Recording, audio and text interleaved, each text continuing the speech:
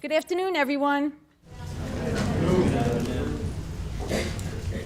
Good afternoon, everyone. Good afternoon. That's so much better. Thanks so much for being here this afternoon with us. We have a fantastic event designed for you. I want to just take a few moments to welcome our special guests from Francis Lewis High School who are here with us today, so thank you for being with us, and our many classes here at the college who are participating in the Common Read. This is the third and final week of events. It's been very busy. We've offered 35 student events and 4 faculty events. We're in the home stretch, and if you haven't attended any events to date, or if this is your first one, know that we have more scheduled, one this afternoon and several more tomorrow and the following day. It's been very exciting. I want to just take a moment to introduce myself. I'm Susan Madera. I'm the director of the Common Read Initiative here at the college, and working very closely with me is my very good friend, Dr. Jean Murley, who's from the English department, and she's the coordinator of the Common Read. So I'd like to introduce her right now, and come on up.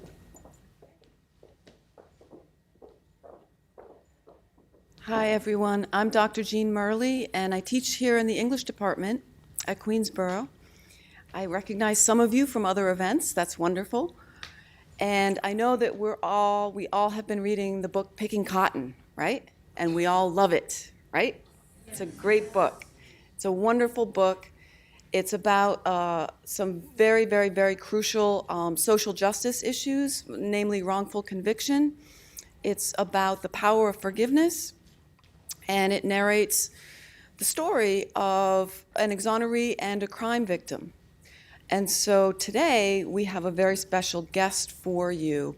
As Susan said, we've designed these events to support your reading of Picking Cotton. And I'm gonna tell you a little bit about our guest, and then he's gonna come up. But the first thing I want to say is, please sign the sign-in sheets. There are several going around. Susan has them up there. If you don't sign the sign-in sheet, you don't get credit for being here. So make sure you put your name and your professor's name. Very, very important.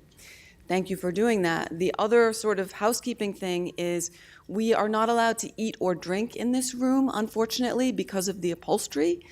So please be mindful, no eating or drinking here. I think that's it. We have other events scheduled for this afternoon. We have a movie that we're showing about exonerees, and we have events both tomorrow and Friday. So keep on reading, keep on talking about what you are learning, and keep learning about wrongful conviction. There's a lot to it. It's a very complicated issue, and it's very important. You know, as citizens, you guys, many of you, most of you, will be called to serve on a jury one day. You may get called to serve as a juror for a criminal trial. Who knows? Many of you I know are entering the criminal justice field. It's very important that you have a balanced view, an objective view of both the positive elements of our criminal justice system and the elements that don't work, that are flawed. Criminal justice is a human endeavor, and as such, it is subject to human error. So we've been learning about a type of error called wrongful conviction, and I just want to introduce now Mr. Fernando Bermudez. He spent 18 and a half years in New York State prisons serving time for a murder that he did not commit. Just let that sink in for a minute. Some of you are 18 years old, right? How many of you are 18? Yeah, some of you are 18. So for your lifetime, Fernando was in prison for a crime that he did not commit. He's going to tell you all about that. I will just tell you very briefly that Fernando has been free, fully exonerated, declared factually innocent since 2009. He travels the world speaking to audiences such as yourself about his experiences, and he's a very strong advocate, a very strong voice for the voiceless, the wrongfully convicted. So he's going to share his experiences with you now. So please help me welcome Mr. Fernando Bermudez.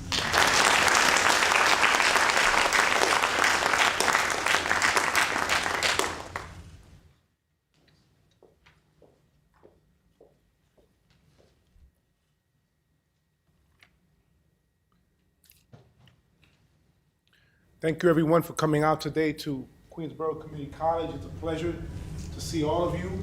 We welcome your attendance and we appreciate your attention.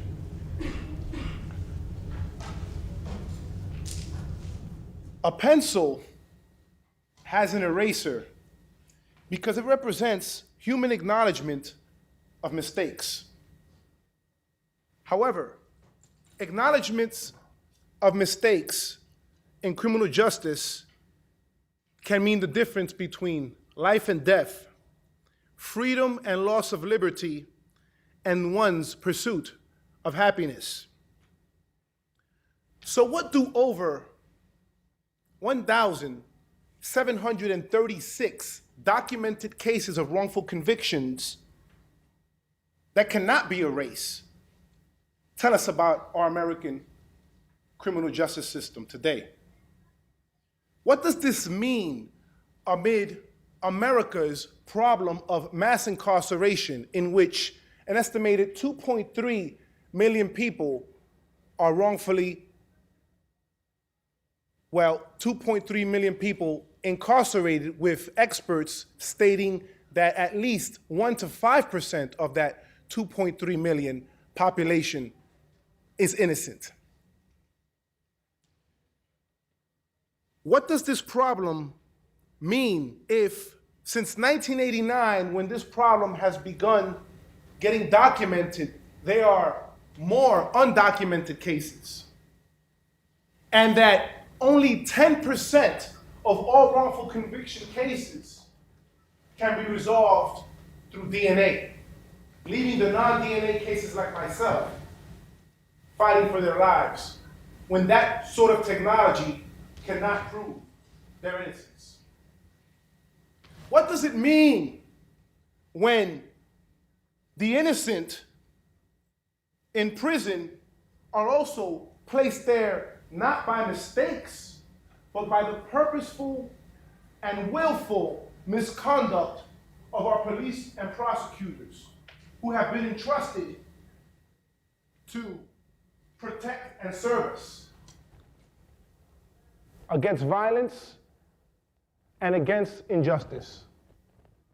What does it mean for the public confidence of America when an innocent person is incarcerated and the guilty go unpunished, leaving the guilty capable of committing more crimes, such as it happens in many other cases? The common read that you're reading today, that you have read, I would hope, Picking Cotton, deals with the story of Jennifer Thompson and Ronald Cotton. Jennifer Thompson, as you know, wrongfully identified Ronald Cotton as her perpetrator after she was raped. And it turns out that all along, someone else named Bobby Poole had actually committed the crime. At the heart of that story is not only forgiveness, yes, but it is also the problem highlighted by mistaken eyewitness identification, which is the leading reason why wrongfully convicted people end up in prison and why they have to fight for their lives. By extension, my case began through that same problem of mistaken eyewitness identification. On August 6, 1991, while I'm living in Washington Heights, New York City with my parents. My life seemed full of promise back then. I was set to enter the medical profession to atone for some mistakes I had made in my life at the age of 22, to make my parents proud, to contribute to society, because I had been frustrated as well by not being able to get a job, and I felt that a career path in the medical profession would finally give me a better chance at seeking steady employment. But my hopes and dreams at that point were dashed when I'm arrested at gunpoint by New York City detectives. And I'm charged with murder. Hours would pass in a police precinct before I knew about what I was being charged with. I had alibi witnesses who came forward to the precinct and all attested to the fact that we were all together and under no circumstances were we involved in any violence whatsoever. I wasn't believed, despite 10 hours of interrogation, despite the fact that all our stories connected together and my friends had not even known what I was being charged with. I believed in the American criminal justice system at that point. Having gone to private school all my life, having believed the mystical optimism of my immigrant parents who came from the Dominican Republic in search of a better life for myself and my 4 other siblings. I believed in that. I believed that the truth would prevail as I sat in that precinct. I believed that if I told the truth, that justice would prevail. I lived in Washington Heights, where the mystical optimism of many Dominican families was tempered by the fast money-making allure of people selling drugs in hopes of making it out of the inner city where I lived in.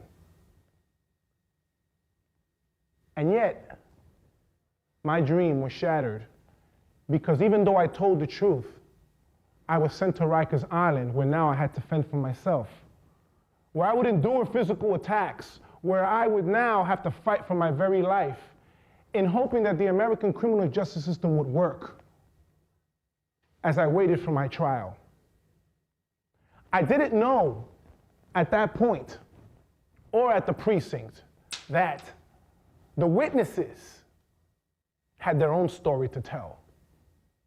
And that story involved around them being near NYU on August 3rd and 4th, 1991.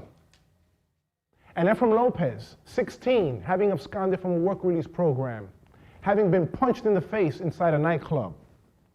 He sought revenge and called his friends from his West 90s neighborhood. Evidence would demonstrate. And these friends came and attacked the kid who punched him. Some kid from Queens, actually.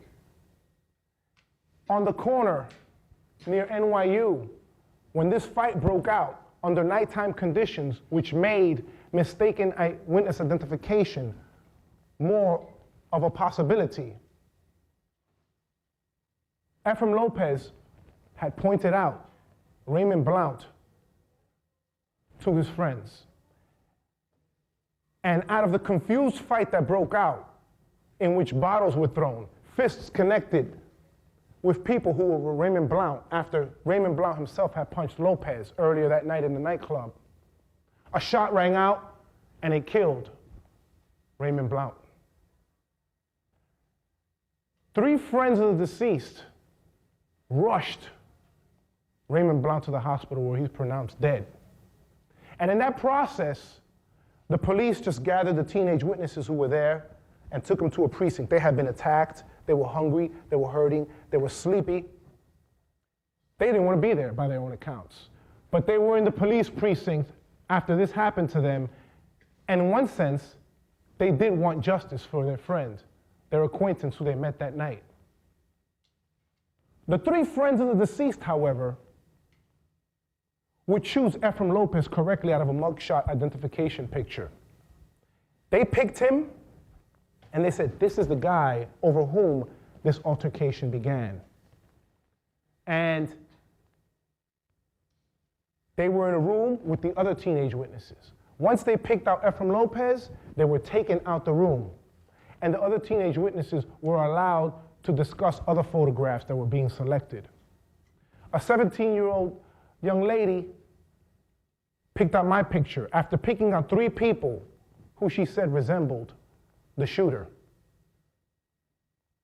And illegally, she shared my picture with the other teenage witnesses, thereby creating a psychological interplay, a reinforcement process, if you will, in which when one person said I looked familiar, the other person said that as well, but then they settled on that I could be the shooter, even though they were not sure.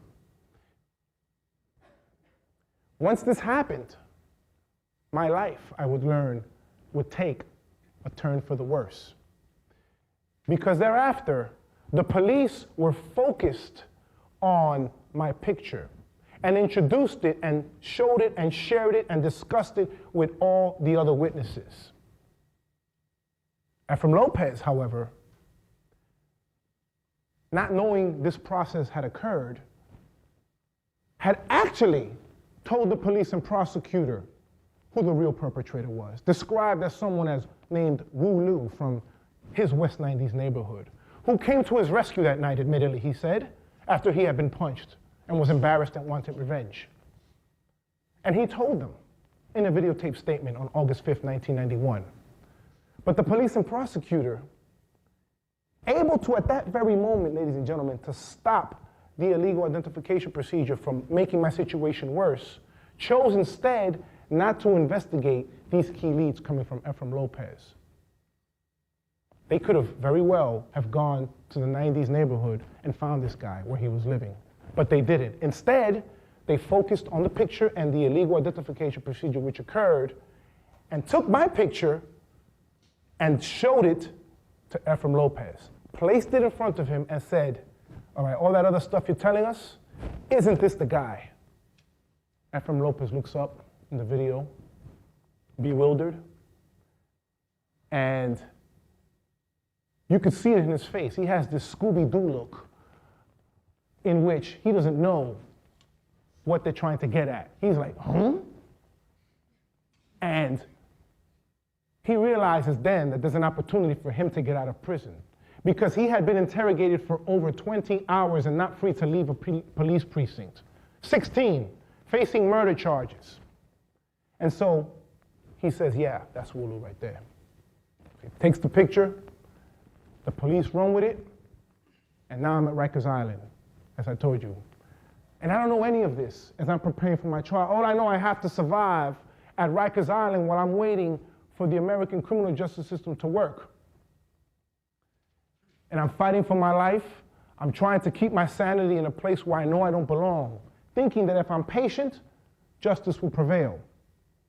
I don't know that right before my trial begins, some of these teenage witnesses are offered plea deals in which, in exchange for their own unrelated criminal cases, those charges are dropped if they testify against me.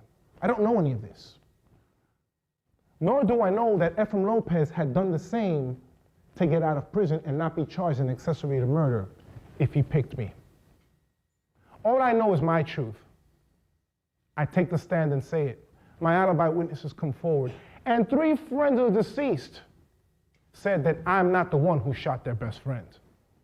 In particular, because they said that I was too tall and big compared to what the perpetrator was described as by witnesses and 9/11 police reports. Namely, 5'10", 165 pounds versus my 6'2", then 220-pound stature. Masked, hidden, because I'm forced to sit down in a lineup, which today should not be done, because it influences witnesses not to make the correct identification. Not surprisingly, I'm convicted. And a resounding pound of the gavel, I'm sentenced to life in prison. Shipped upstate. I'm given a green uniform.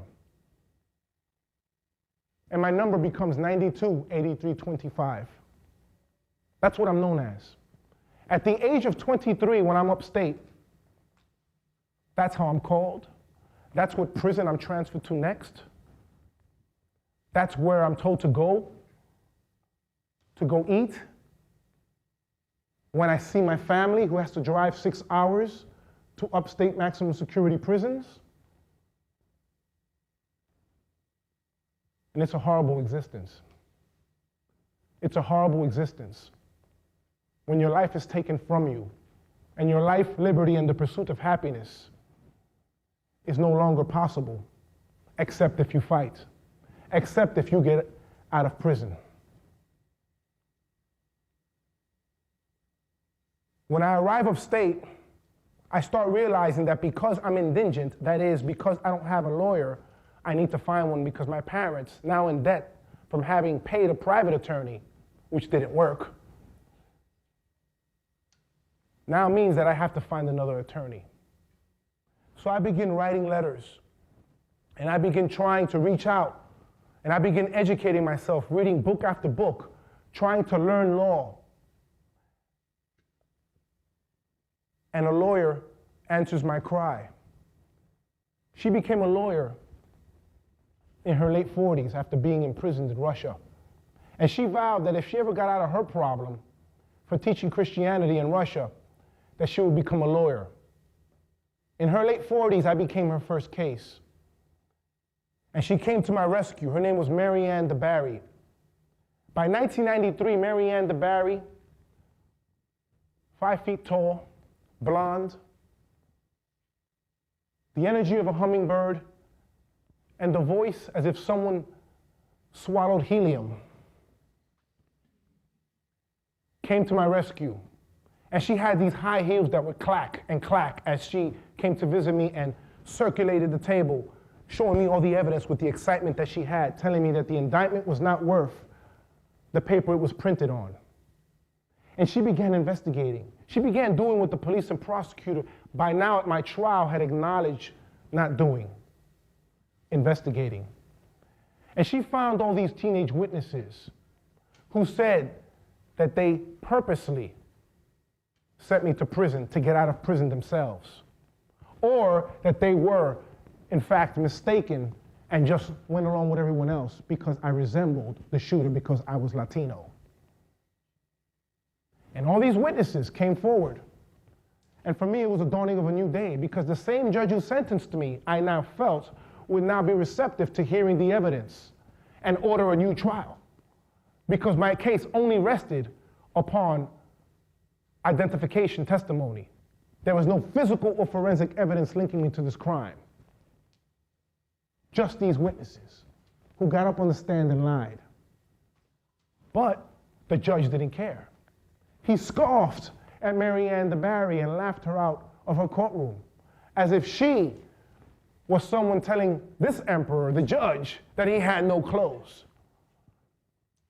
And so began my legal odyssey in a criminal justice system, flawed due to mistaken eyewitness identification, prosecutorial misconduct, and police misconduct, which, by all accounts, had already resulted in the arrest of another innocent man by the same precinct who would later get exonerated,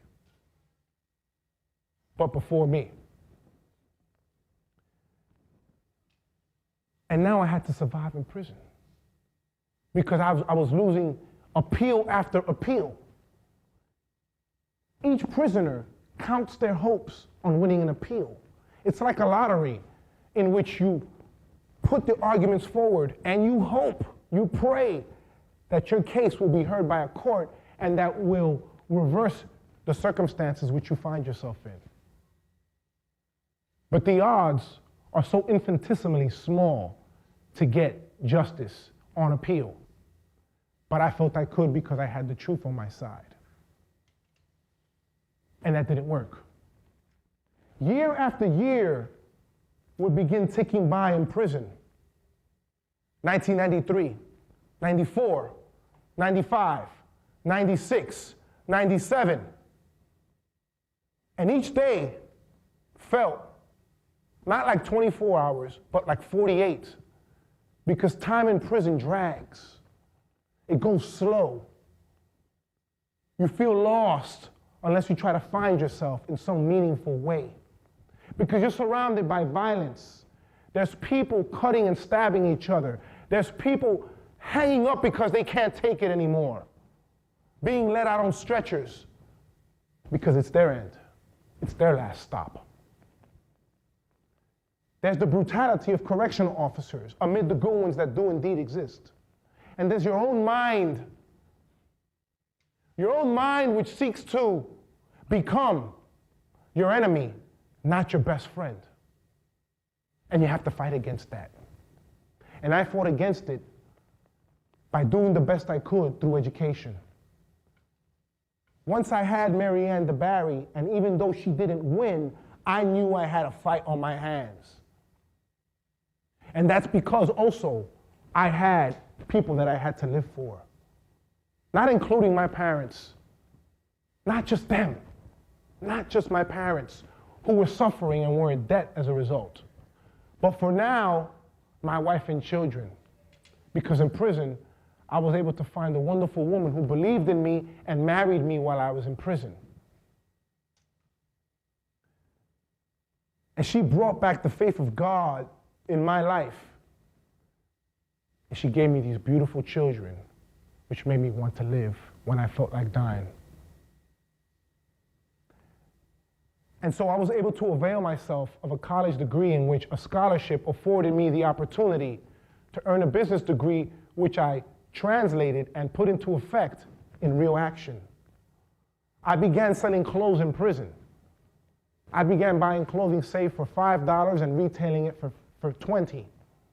And it wouldn't just be money that would be exchanged through checks that inmates would send my wife, but more through detergent, soap, toothbrushes, toothpaste, deodorant, stamps and cigarettes, which I would accumulate in lump sum and give to my wife on a prison visit so that she can take it out and sell it at the bodega for some money to pay the bills. That was my way of staying sane, of making sense of my incongruous situation. But sell as many clothes as I could. That wasn't changing my circumstances of getting out of prison. By 2000, my next hope in prison to get out was to go to federal court because the state had denied me across the board. I lost every appeal in the state. So I had to go to federal court and fight my appeal. And it seemed like the dawning of a new day because for the first time, a judge ordered the witnesses all to come forward and to reveal the reasons why they lied against me under oath. I was like, wow, I can't wait to eat the sancocho. I smell it now. I got 10 years in prison and I got my chance to be free. So I walked in handcuffed, shackled, sat down, and all the witnesses came forward and revealed the reasons why they lied.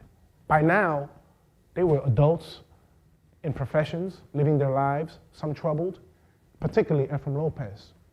Ephraim Lopez, who knew who committed this crime, as I said, who told the police and prosecutor, got on the stand and told the judge and the whole courtroom packed why he lied.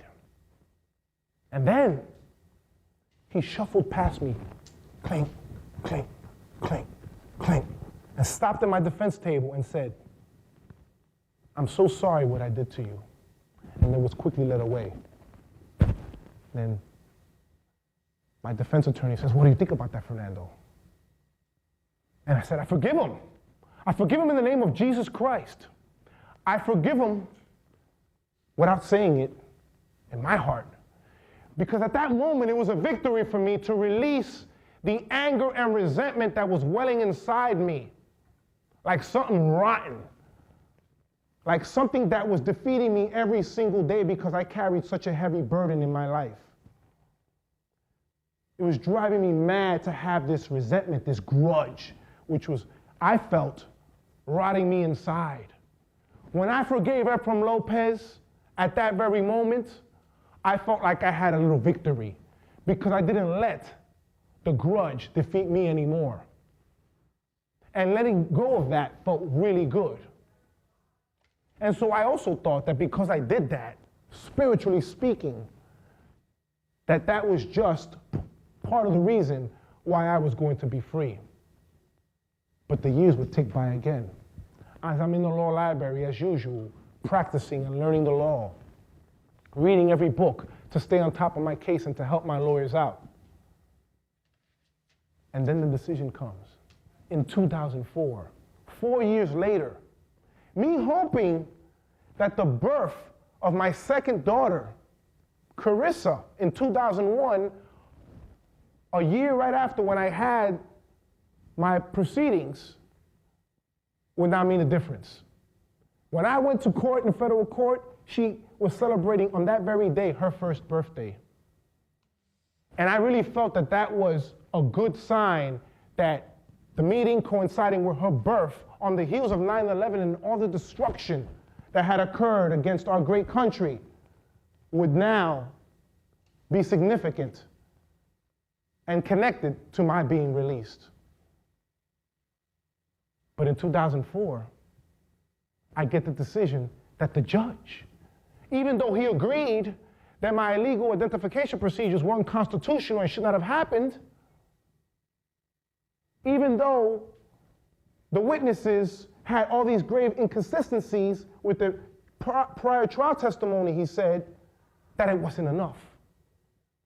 He instead chose to believe the black and white transcript of their lies under the federal law, which is complicated more than the state, and decided to keep my conviction intact. I came back from that decision, and I felt like a body without its skeleton. I was just walking around aimlessly in prison, just feeling like I was going to die in there. That's how I truly felt. And then I decided that I needed to fight. I decided that I needed to rise above my circumstances. I needed to rise and transcend above what was going on in my life and look at it all. Look at the problems, the depression, me having lost 10 appeals by then, and rise above it so I can get a better look. And so my problems can seem smaller. Because when we rise against and above our problems, they get smaller. You get a better look, just like you do if you go on a rooftop and things look smaller, and if you keep going. And that's how I had to look at my situation. I had to rise above it. I had to go against the depression that I felt, the anger that I felt, the feeling split in three through resentment, bitterness, and anger that was festering in me again. And I had to take a leap of faith. I had to go against what I was being told and what I saw and believe that God could free me. And so I joined the choir at church. And I began singing psalms and hymns. And I began reading my Bible. And I began just holding on to the fact that I believed that if my situation was so peculiar, that surely there would be a peculiar outcome. That surely there was a higher calling that I too didn't even know it then. So I began writing again, and writing, and writing, and writing. Mind you, this is how out of touch with technology I was at that point. I was using a green and white screened computer at that time. One of those big computers that you'd laugh at if you even saw, if you even seen it. Because in prison, they're just tucked away with all this technology, this old technology, I should say. But I cranked out letters. I wrote people in different continents. I wrote letter after letter to state assemblymen and senators, anyone who would listen. And I started getting attention again. And my case got publicized on court TV for an hour, followed by MSNBC running another documentary, another story. And then the New York Times placing my case front page in 2007, which also helped to attract a new group of lawyers who said, we're going to work pro bono the way Mary Ann, the Barry, had been working. Mary Ann by now had gotten cancer. And even though it had been in remission, she was not able no longer to move around New York City the way she had been to investigate my case and to do whatever. So she just served as a consultant. And so I got this attorney from New Jersey, Seton Hall Law School, and she connected with law firms in Washington, D.C. and New York, all of whom began working free of charge. And this collaboration made the district attorney's office so nervous that they began investigating my case behind my back. What they did was they started taking the key leads that Ephraim Lopez had told them in 1991, and they were trying to match it to evidence that I could be this Wulu guy. Well, the fact is, as we already had demonstrated in our proceedings, this Wulu guy did exist. He fled the state in 1991 right after the murder, had changed his name, and had been arrested again for some other stuff. The district attorney's office confirmed all of this, and then confirmed that when they went to go check his alibi about where he had been on the night of August 3rd and 4th, that night, he says he was in Kentucky. No, he wasn't. Because the employment record showed that where he said he worked did not exist. And anyone who worked there did not recognize him. He had no tax information to prove that he worked there. And a number of other inconsistencies were demonstrated that this was the right guy all along.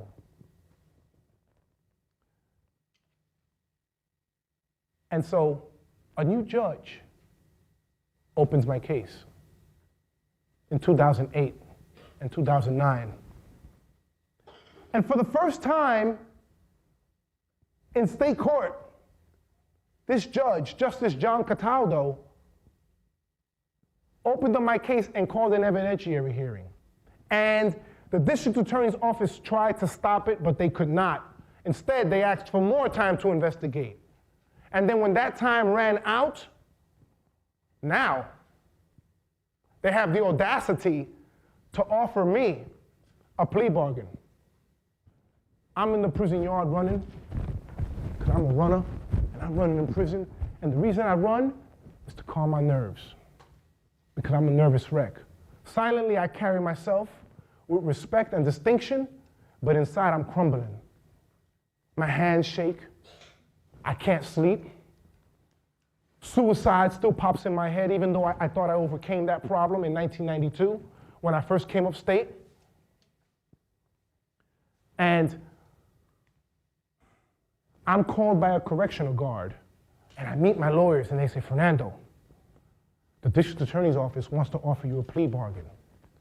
Plead guilty and offer plea form to this crime, and you can go free this week. I said, what? I had 18 years in prison at that point, and let me tell you, I wanted to go home so bad. I wanted to taste my wife's cooking, because through some strange phenomenon, she has all these compartments in her head, and all these recipes passed down through generations. Meatloaf, boop. Lobster sauce, boop. Spaghetti and meatballs, boop. And I wanted to taste all that good cooking. I wanted to be home with my children. I wanted to be a dad with them, and I wanted to run in the park with them. I wanted to be a human being again. I wanted to feel alive instead of feeling dead in a prison, in a 6-by-9-foot cell, where you sit in a small cell and you have a toilet, and the bed is right next to the toilet, and your cell is right there, and people just walk by, and you're like a caged animal in there. Even schools come in and watch you as part of a prison project understanding program. And they all walk and they just gawk at you. These little kids look at you. Of course, they're under correctional escort, but they all gawk at you. Wow, somebody in a cell, and you're just there embarrassed. So I wanted to leave prison. Hell yeah, I wanted to leave prison. But I couldn't leave by bending and crushing the principles upon which I first stood, which was to maintain my innocence, which was not to accept a plea bargain when it was offered in 1992 on my trial. I said, I'm not going to accept that. I'd rather die in prison for the truth, at the risk that if I saw a parole board, they could deny me my freedom, because a parole board requires you to say you're guilty and to express remorse before they let you out. How could I do that? And yet it was against this backdrop that I said no. I'll take my chances because I believe that my faith in God is sufficient, as I prayed and I cried with my wife on that trailer visit, that we would make it.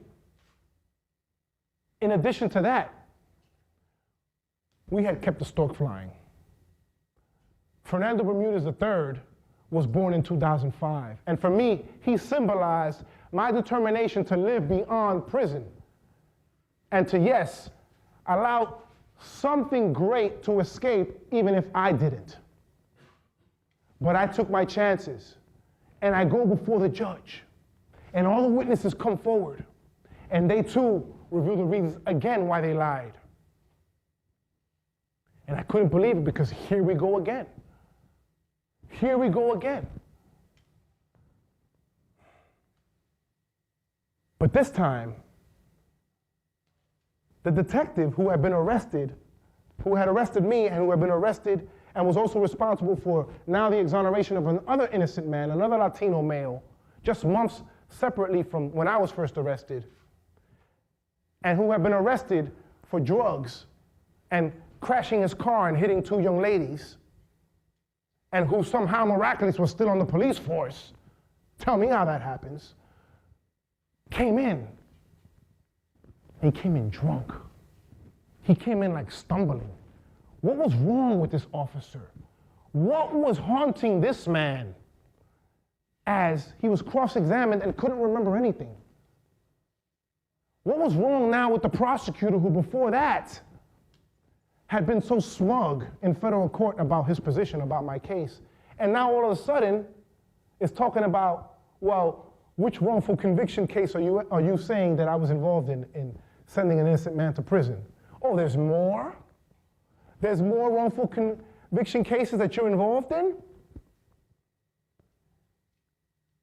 The proceeding, at grave risk, however, went in my favor. Because a month later, I'm summoned to federal court, and I'm standing there, my knees shaking, a touch of global warming under my collar, because this is my fate now. After 18 and a half years, if I don't get this 11th appeal, I could die in prison. And the judge asked me to stand, and I'm standing there with my knees shaking. My lawyers are just like bracing me.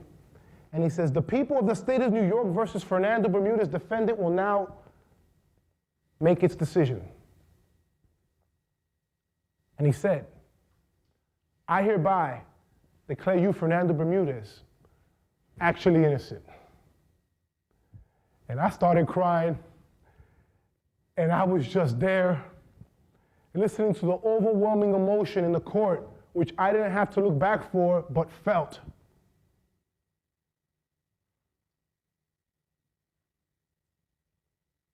I was a free man. I was going to be free. And the judge said that the prosecutor knew and should have known that he was relying upon perjured testimony, that this prosecutor had purposely sent me to prison, that the police department had employed illegal identification procedures. Duh. We've been saying this for years in court, which another judge had already acknowledged, but didn't free me. And that the state of New York, for the first time, had admitted that his star witness, Efren Pinocchio Lopez, was lying. They admitted this. And he declared me innocent, apologized to me, and that began my freedom. I walked out into a new world which had changed over 18 years. I had been through several presidents, governors. The technology had drastically changed. The cell phones, which were the size of shoe boxes, were now so small in your hand. Fashion had changed. 1990, 91, baggy pants were in. Now it was skinny jeans. And I caught one, tried to put it on, got it up one leg, got it up the other, and I couldn't get it up my Dominican butt. So I caught a complex. And I tried to put it up, but I felt like a ballet dancer in tights. And one dude said, that's the style. I said, no, it's not. It feels like leotards. Then I got the right size and I started getting with it. I started realizing that instead of me dancing old school, doing the robot and all this other stuff, which can still be in style if you do it right, that I needed to get my Magic Mike moves on. I needed to dance. I needed to learn how to reintegrate into society. That I needed to learn how to become a human being again as I ran in a park in freedom. And I started feeling alive again. But there was a problem. There was a problem. I didn't come out of prison the same person I was. I came out of prison and my parents didn't even recognize me. My mother said, mi hijo, ¿qué te pasó? Tú eres diferente ahora. You don't even want to even speak to us. You don't even want to come by. Well, I couldn't come back to the same neighborhood where I was arrested in, and I was living in Connecticut. And I was trying to be a responsible father to my children, to give them the dad that they were missing. And they didn't understand that. They didn't understand that I was waking up in the middle of the night, sweating, that I felt anxious around people in a department store, that I had got dizzy in a department store because all the colors and selections were overwhelming me, that I had gotten up throughout the middle of the night on many occasions and I was walking because I still felt like I was in a prison cell, a 6-by-9-foot cell, only for my wife to tell me, go back to bed, you're not in prison anymore. There's no more standing count for you. Well, in my mind there was. In my mind I was free, and yet I still felt like I was in prison. I still felt like I didn't have permission to carry money. I would catch a complex when I swiped the debit card and it wouldn't register, and I felt like I was being looked at as a thief. I was embarrassed. And I was hurt because the police and prosecutor were fighting me still. Not because I hadn't won my case, but because they offered nothing. The state of New York had kicked me out with nothing. After 18 and a half years, I was released out of prison with no money, no psychological counseling, and I had to get all of this on my own. 18 and a half years of prison. There is no pencil that can erase that damage, let me tell you.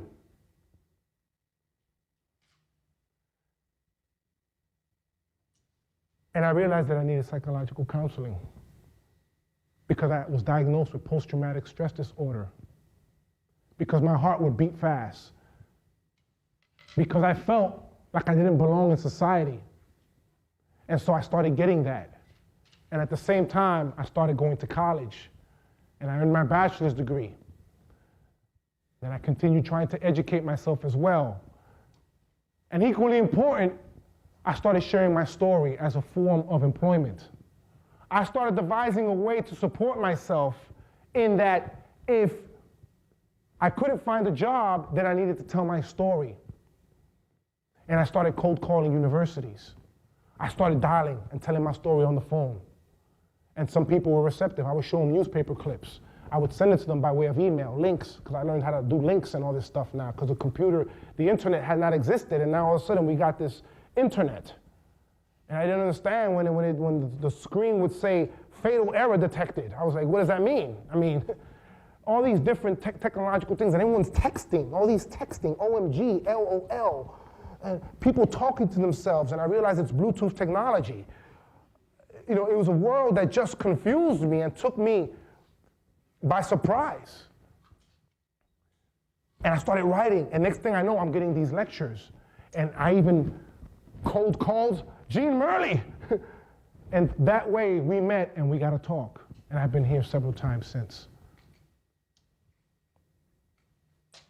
It is the story not only of forgiveness that is essential with what you go through and what I went through and how I had to put that aside, but also the story of determination and perseverance that strikes at the heart that whatever adversity we face as human beings, that we have to also fight for to get our rights as human beings.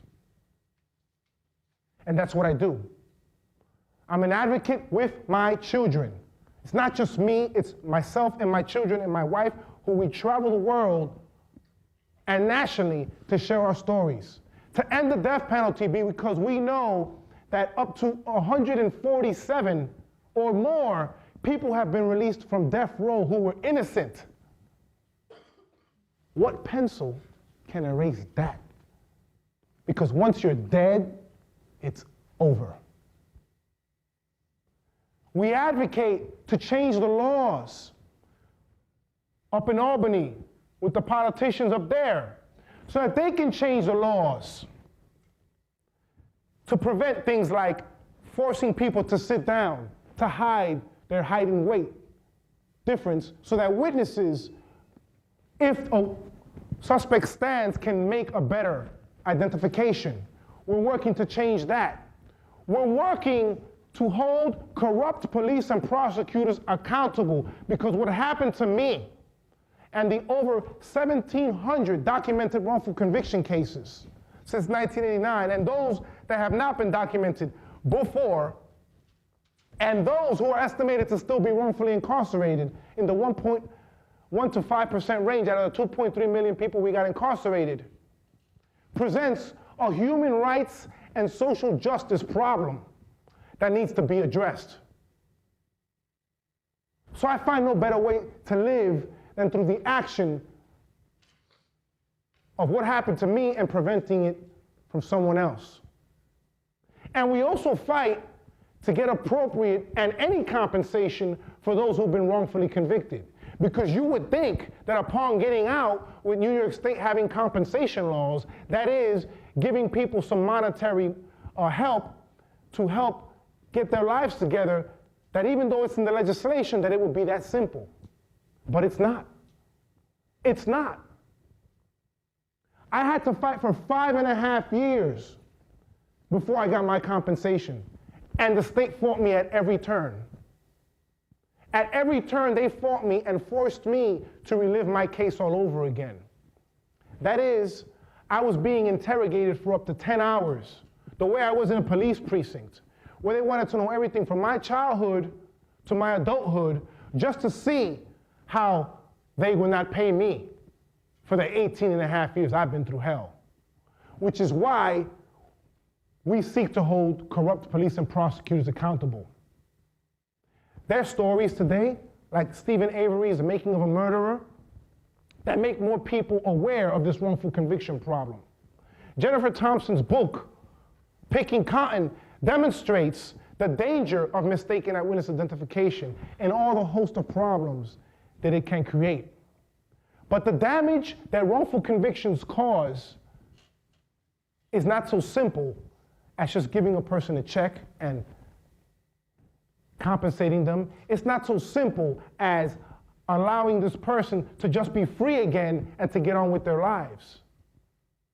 The police and prosecutors, those who purposely send innocent people to prison, must be held accountable. They have an ethical responsibility to uphold the law and to make sure that no innocent person should suffer.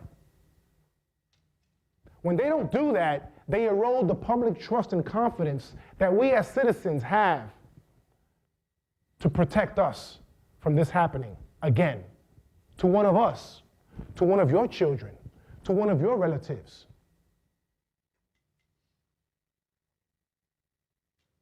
What it does to every human being to be wrongfully incarcerated is that it can kill you inside in certain ways. You live with an anxiety of knowing what happened to you, that no matter what, you just can't shake off. My friend Darryl Hunt just died.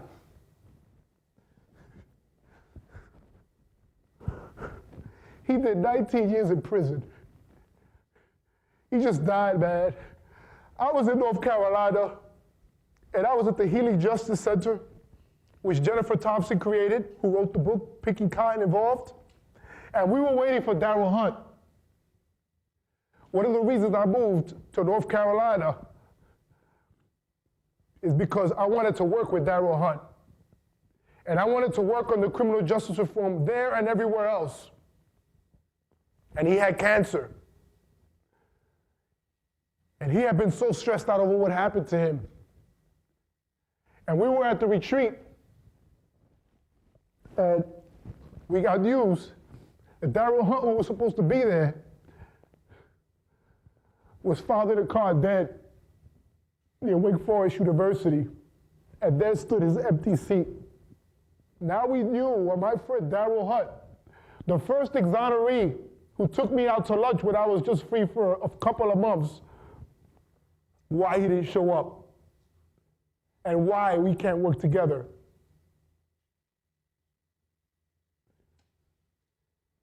There have been over 10 exonerees in the last few years who have died, heart attacks.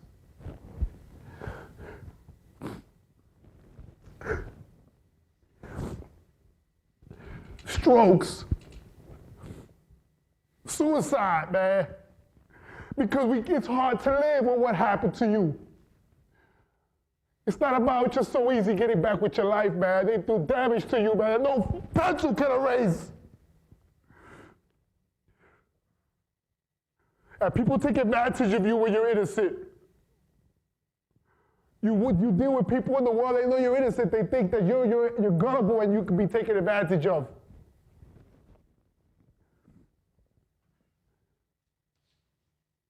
But I'm determined that I'm going to continue living my life out loud, that I'm going to pick up and work through Darrell Hunt's legacy to help him, because I'm not the only one. We have to stand together, and we have to fight, not just here, but globally.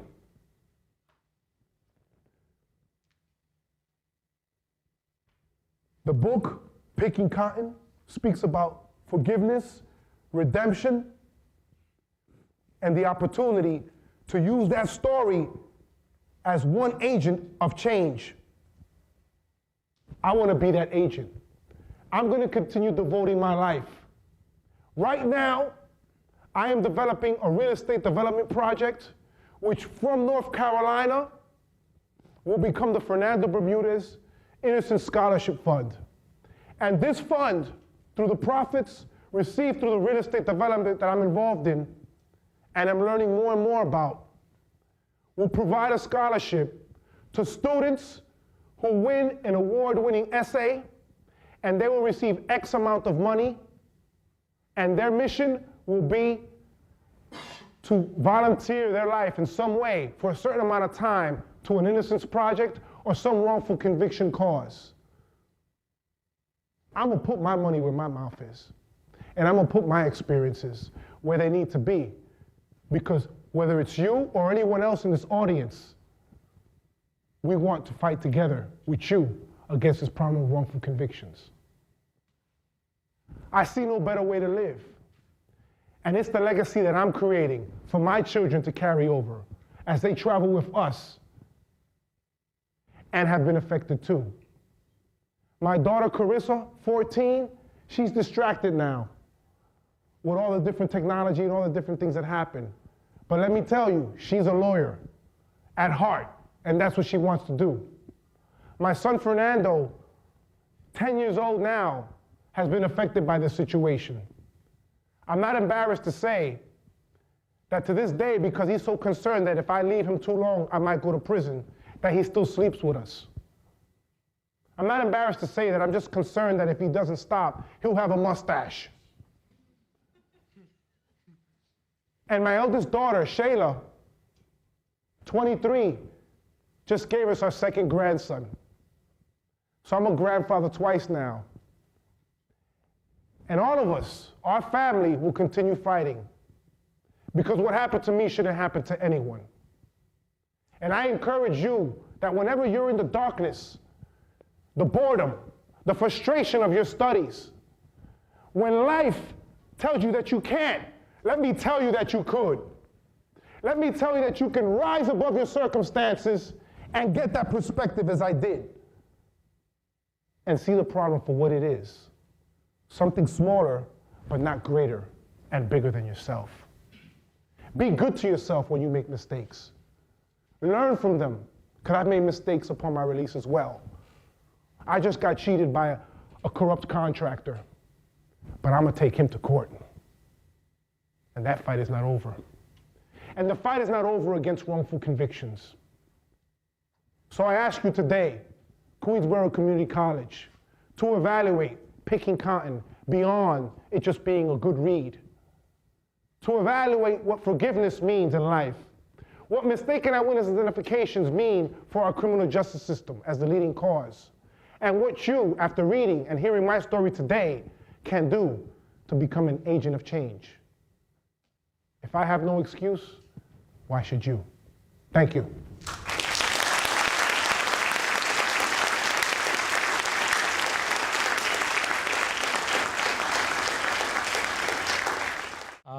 Well, the question is, what are major issues or themes you had to go through that can help me inspire new characters and chapters for a book involving someone who was also not, although wrongfully convicted, that is in prison though? Okay. Yeah, because it's the structure of a book, like it's the skeleton of a book where you have to fill in the... Yeah, I mean, certainly you always have your protagonist and antagonist, and regardless of the background, guilt or innocence, there's always, I would think, the hope that there's a level of redemption in that character development's life. Sometimes, and really, it doesn't matter what you have done, it matters what you become as a result of that. There's no excuse, really, for horrendous crimes that have happened and things like that. You can't take back that damage. It's horrible, but how do you redeem yourself? What do you do when that circumstance is part of your life or you were responsible for it? What were the elements that helped you connect to what becomes your story? Was it faith? Was it personal disgust? Was it your love for your own children and now you see through their eyes and empathize the type of damage you've done when perhaps you were too blinded or drug-induced, or any other reason that put you in that position in the first place? You have to have elements that acquire the character development of that particular person. You have another question? Recently, on the news, they've been talking about shutting down Rikers Island, right? Being that you've been there and you've seen firsthand the brutality and everything that goes on, do you agree with that? Well, I agree with shutting it down. The problem is, where are you going to put everybody? And the thing is, what you really need is that you need a revamping or reform of that correctional department. I've been in there, 91, 92, I was there, and then I was there for my court proceedings where I was there a few weeks.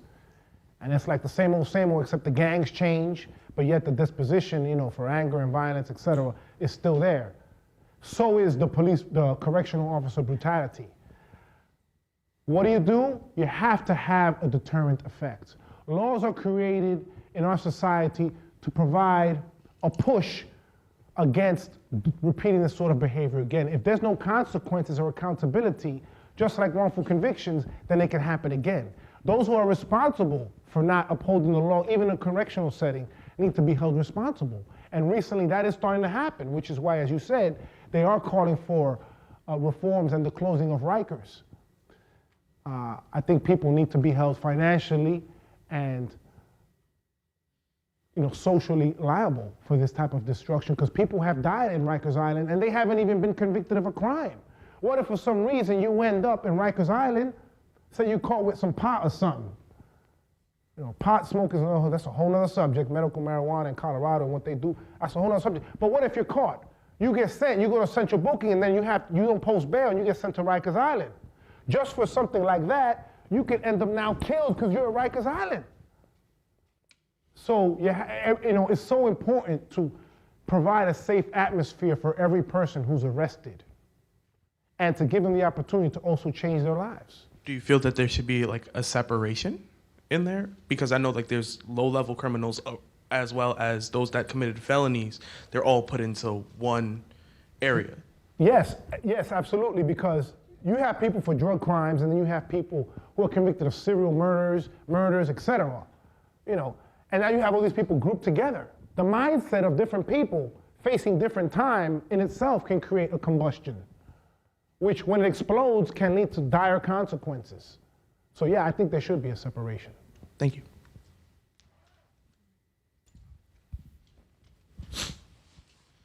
You spoke about forgiving Efren Lopez for his wrongful testimony, if you will. Do you think your thought process would have changed if he did not show any remorse for his actions?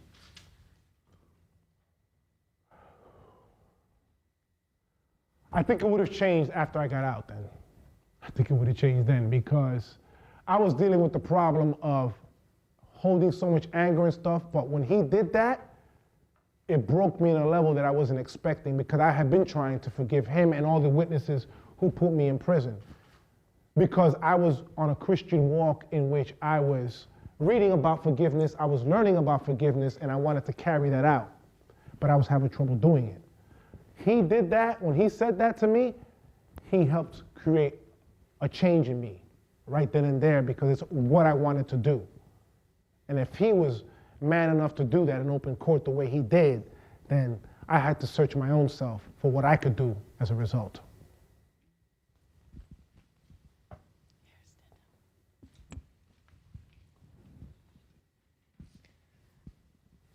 I wanted to know how was it meeting Jennifer Thompson and Ronald Cotton? Like, what words did you exchange? And since you had similar experiences.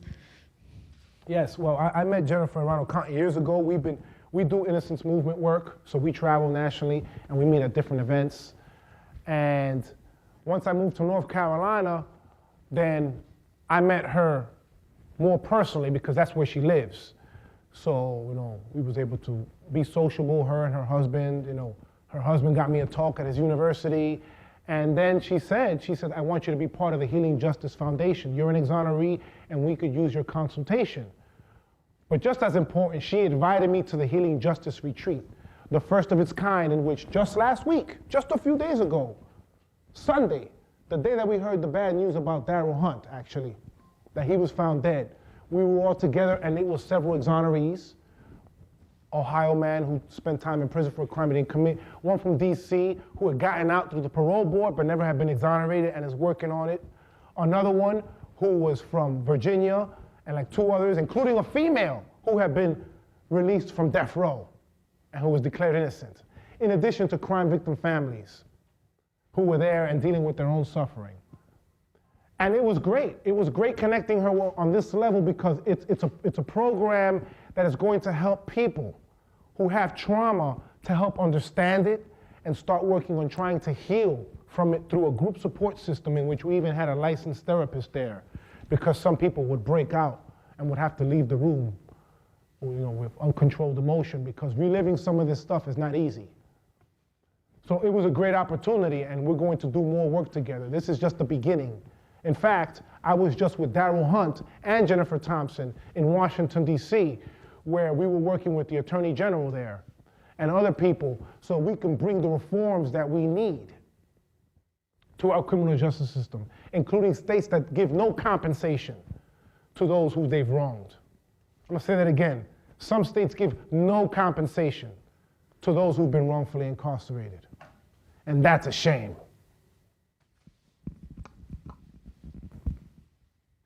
Yes? I think you can talk here loud enough. So Ronald was able to connect with Jennifer. Were you able to connect with anybody after you were, exonerated? For anybody who's accused you? Were you able to talk to anybody? No, due to my ongoing cases, I cannot converse or have any contact with them. But I do know Ronald Cotton. Ronald Cotton is a nice man. I haven't met him in North Carolina itself. I think he still lives there, but he had a stroke 2 years ago, so he had dropped out. When I saw him, he was in bad shape, and I just hope that he's in better health. Yeah. Yes? Yeah, I would like to know your thoughts on the Central Park 5 case, and since that relates to wrongful, like faulty eyewitness testimony, what are your thoughts about that, the Central Park 5 case?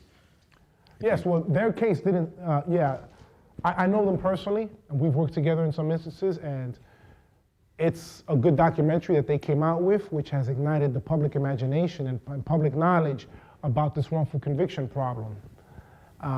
And the long battle that they had to be compensated. I mean, it took them over 10 years to be compensated. And not only that, the damage that happened in their lives as young men. These young men were in their teens when this happened too. And then it also speaks to the gravity and considerations that we should all have to the political candidates that we have at the fore in our political race for presidency. Well, for example, Donald Trump. You know what he's doing. You know how he's thumping. Let's take it back. In 1989, when this case first happened, when New York City was a hotbed of crime in which from 1989 up until 1993, there was over 2,000 homicides in New York City each year. That's the context in which I was arrested in as well. But Donald Trump at that time put a big billboard condemning the Central Park Five and essentially calling for their execution. Well, was he right? No. Right? These men were proven innocent. So what does it mean for someone to have that sort of judgment and then to be elected president? What kind of rush to judgment may he have if we get into a conflict with another country?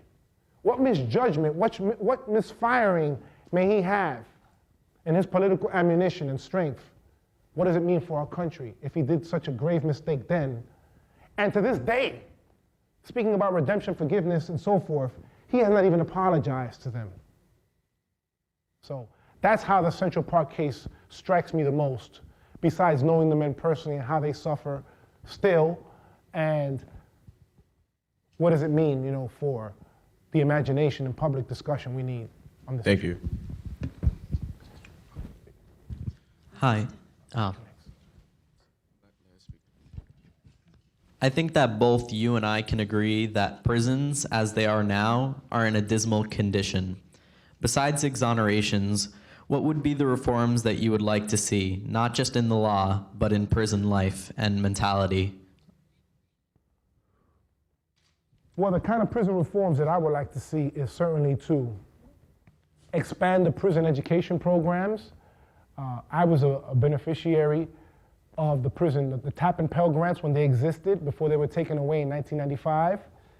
And I was able to get an associate's degree, and just that alone, from that experience from 1995 until I would get more private education in 2008 through another prison scholarship program, I've seen the transformation in human lives inside prison in remarkable ways, guilty and innocent. I'm talking about men who have to date gone on and earned their doctorate's degree as a result of getting that foundation of education in prison. I'm talking about statistical, empirical evidence which shows that those who get a college education in prison are less likely to return to prison because they prepared themselves educationally with a different attitude and marketable skills, which in large part allow them to become leaders and become marketable out in the real employment place.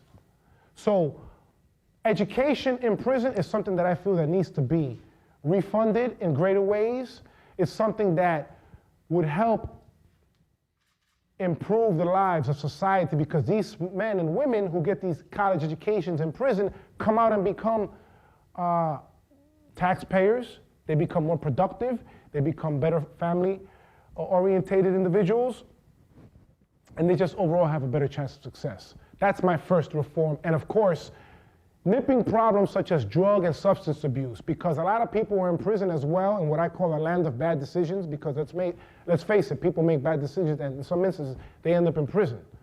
But some of that is based upon drug and substance abuse. And if you don't address those problems while in prison, then you're going to come out, you're still going to be an addict, then what's going to happen? You're going to end up in prison. So those two things, education and the drug and substance abuse funding, should be part of the funding. You're welcome. Yes? What happened to Lulu, and where is he now? Lulu is still free. He's living his life, I would say, still thumbing his nose at justice, even though the judge said in his decision that the police and prosecutor by all means know who actually committed this crime. And to this day, they haven't done anything. The way I look at it, this case is a cold case in that it's never been solved. If a case hasn't been solved, by definition, then it becomes a cold case. And that means that there's still a murderer out there walking around, and this person is capable of committing more crimes, and this person should be arrested. And it hasn't happened. It hasn't happened. It's a disgrace that this person has been allowed to be free. You said that one of your lawyers had cancer. Yes.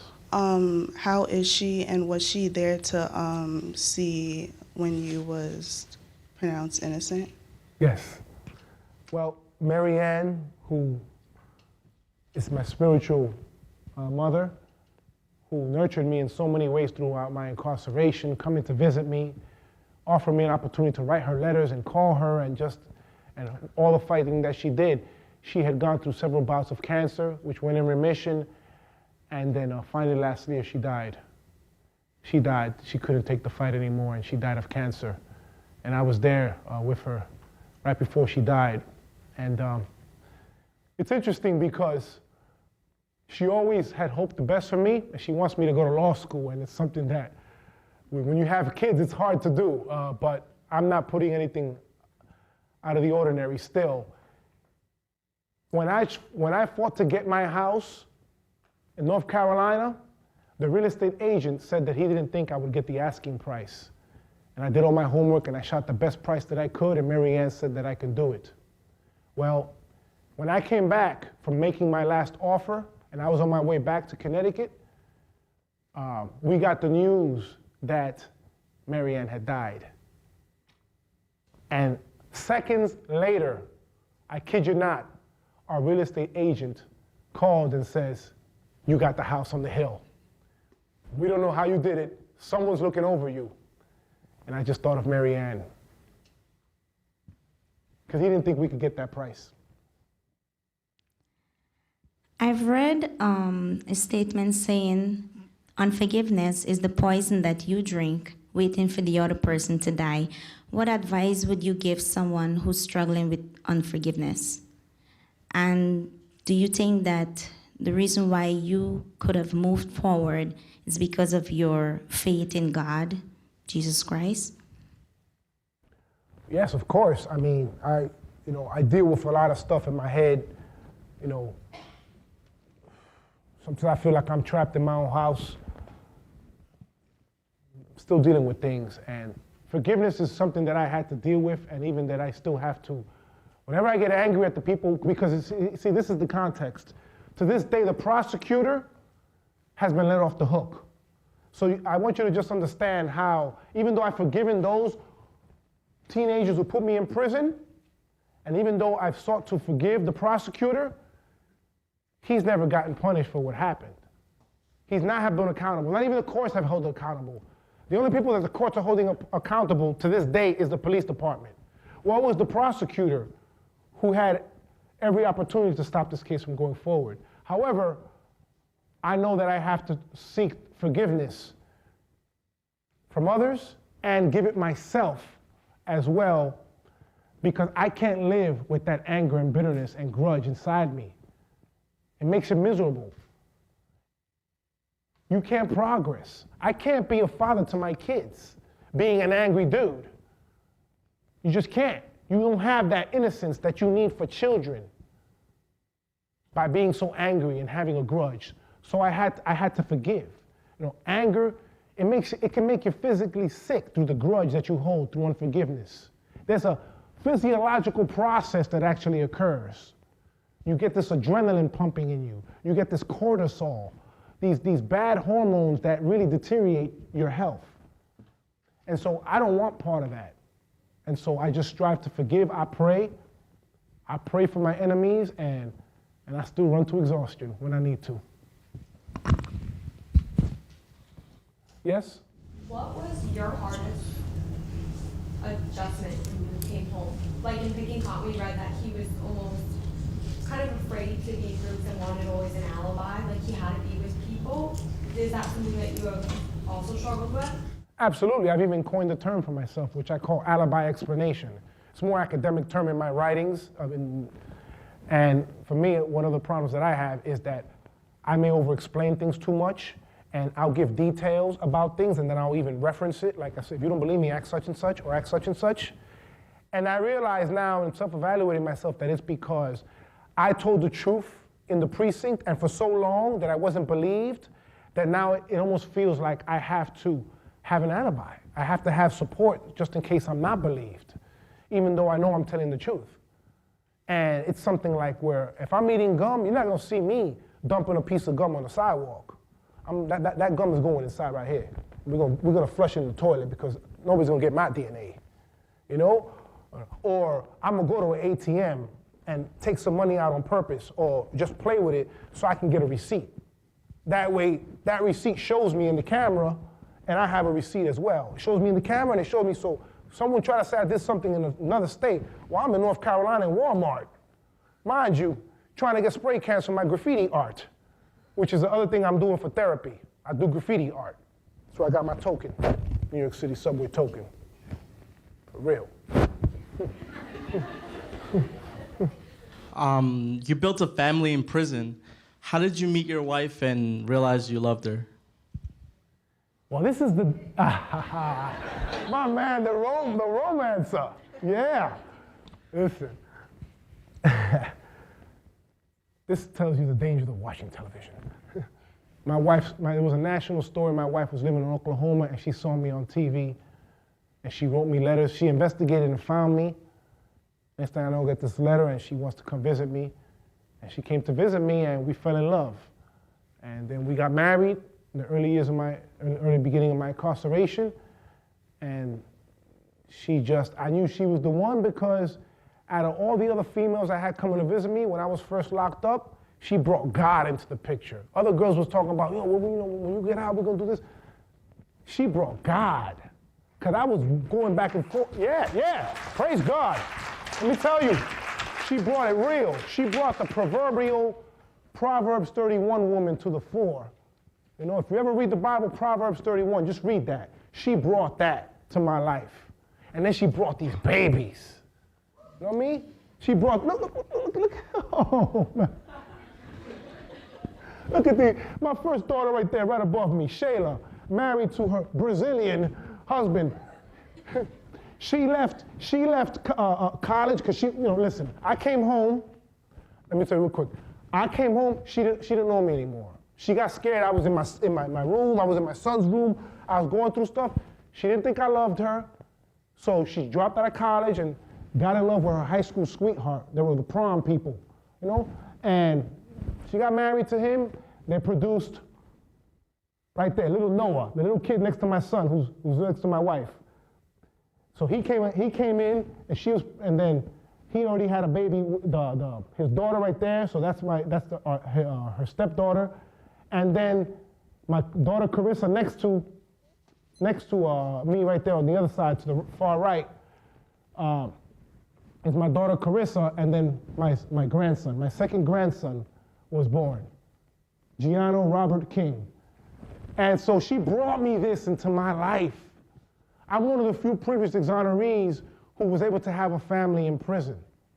And it's because I believe that our Creator gave us the spaces between our hands so we could hold the hand of another in life. And so we could support each other. And so we could pull each other up when we're down.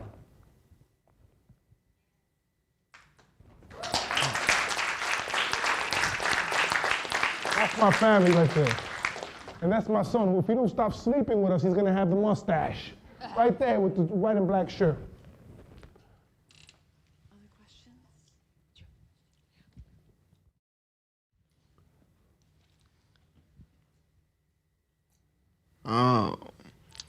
When you get released, what was the first struggle that you faced? And when journalists interviewed you, what was your first reaction? Well, I was bewildered in just getting out. I mean, it had been a struggle in which I felt part of the institutional furniture. You live in prison so long that you become accustomed to that. Not because you want to, but because it feels like that's it. You're in there, you don't feel like you're gonna get out. And so it became something where with reporters, I just expressed my happiness in getting out and what my plans were. And then I also made it clear in the public that I wanted to start getting speaking engagements because I needed to find employment. And some of that helped. And it helped me as well because let me tell you how it helped, through journalism. I got a fundraiser. I get out of prison, right? And I got a fundraiser. I need money. I got no money. So I got this fundraiser in Long Island with these Irish guys. Come on, said Patty, come over here. We having a fundraiser for you, sir. We have some fun here. So I get there, we have fun. Listen, Miguel Cotto, the boxing champ, signed some gloves. Leon Spink signed some gloves for me. I had all pieces of Yankee Stadium were donated. I had tickets to the Hard Rock Cafe. All these different places donated stuff because they heard about my story. And, you know, it helped. But now I need a car because I need to get to places. I need to get to college. I'm trying to finish my bachelor's degree. And so I go to a dealership, and I go in there, and they say, you got no credit. Where you've been? Who are you? You got no credit. We just can't give you a car. So I told them, I said, but I got a story. So I took out the newspaper clippings, and I started showing. Next thing I know, I'm having like an audience in the car dealership, and they gave me the car. I had to pay, yeah! I got a Nissan. I mean, I had to put a down payment, but they gave me this low interest, and they gave me some credits, and they threw in some extras. That's how the news helped me, because I was able to show them the paperwork.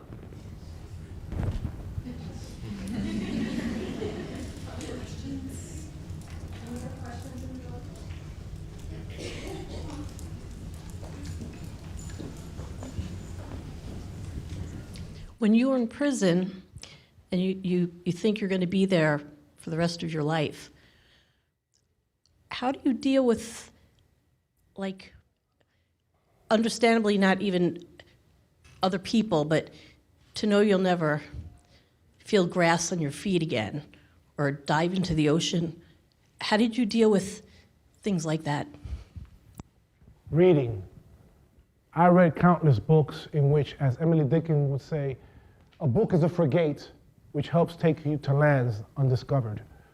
And I would read books, and I would have this little map in which I would barnacle it with all these little places that I would read about. And I would write little fun facts, like cork was discovered in the Mediterranean. This is the highest mountain in Japan, Mount Fuji. All these different little notes, and I would read and I would imagine going to these places.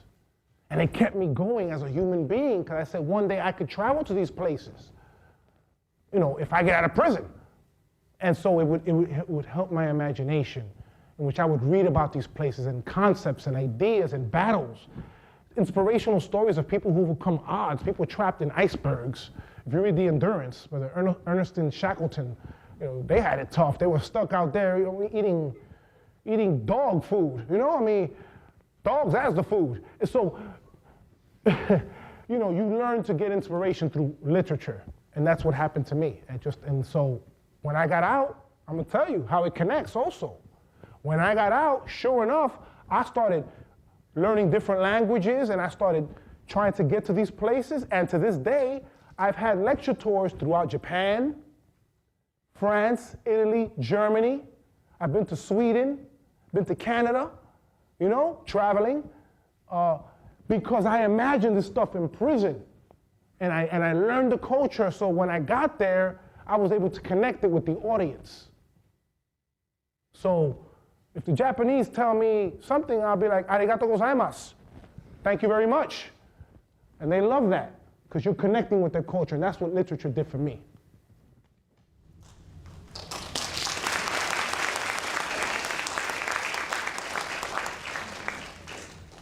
Any other questions? Yes. How did you converse with the other cellmates in like Rikers and in the upstate prison you were sent to? Like, did you have any issues with them, or did you ever like try to tell them I am innocent or any? You were kind of low even. Oh, how did you converse with the other cellmates from Rikers and when you went to upstate Albany prison and things like that? Well, sometimes very carefully, because people can have delusions in prison. So you got to be careful how you speak to people, because they could just, the slightest thing can be taken. Are you trying to disrespect me? You know, so you have mental problems. That's one of the problems with the mass incarceration problem that we have with over 2.3 million people. Some of the mental asylums have been downsized, and they cause people to become to prison. So how I talk to them really at every level is with respect. I try to be respectful to everybody, and I just try to mind my business. And if someone catches delusion, I try to sort of like, kind of like moonwalk it backward, you know? Because I don't want no trouble with Big Bubba who weighs 400 pounds. When I sold clothes in prison, if you sell a clothing, I sell a clothes to Big Bubba who weigh 300-something pounds.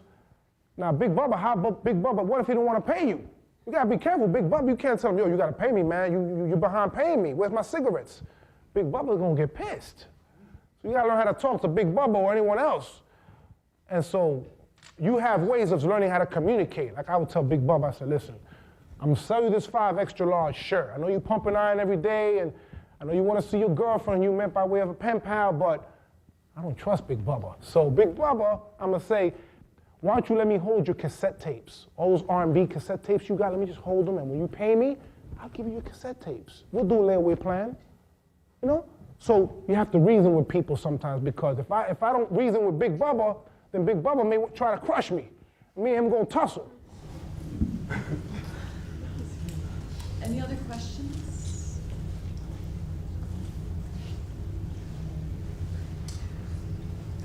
Okay, thanks everybody. Please join me in thanking Fernando.